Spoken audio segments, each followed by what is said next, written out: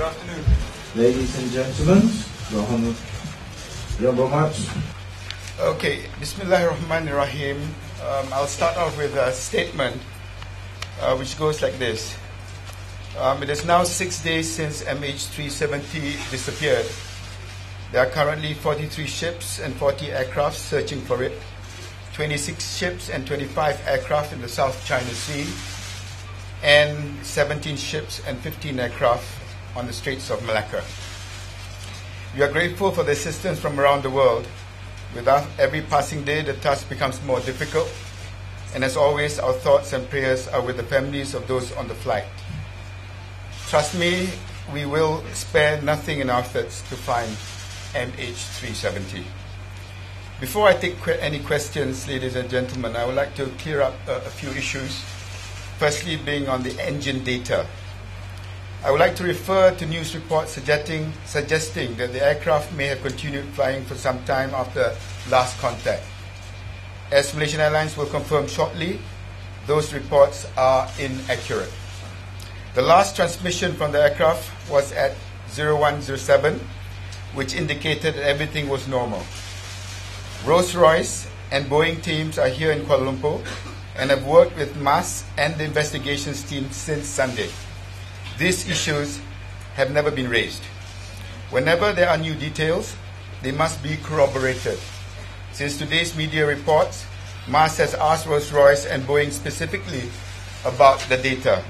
As far as Rolls-Royce and Boeing are concerned, those reports are inaccurate. On the Chinese satellite imagery, a Malaysian Maritime Enforcement Agency surveillance plane was dispatched this morning to investigate potential debris shown on Chinese satellite images. We deployed our assets but found nothing. We have contacted the Chinese embassy, who notified us this afternoon that the images were released by mistake and did not show any debris from MH370. The third issue that I need to clarify is on the FAA directive. The aircraft has been fully serviced and was fit to fly according to engineering and maintenance records. All maintenance checks were in order. The last routine maintenance service was conducted on the 23rd of February 2014. The next service was due on the 19th of June. On the radar signals, it is suggested that there was a possibility that an aircraft had passed over the Straits of Malacca. We have a duty to investigate any possibility. We owe it to the families of those on the flight to follow up every lead, and on that basis, we dispatched extra ships and aircraft to search the area. However, our main effort has always been in the South China Sea.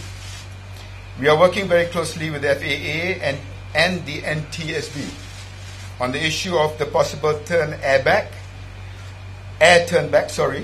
They have indicated to us that based on the information and data given by the Malaysian authorities, they being FAA and NTSB, the US team was of the view that there were reasonable grounds for Malaysian authorities to deploy resources to conduct search on the western side of the peninsular Malaysia.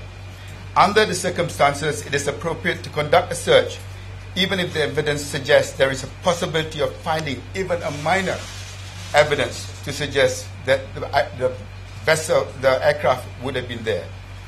The fifth issue, ladies and gentlemen, is about raw data.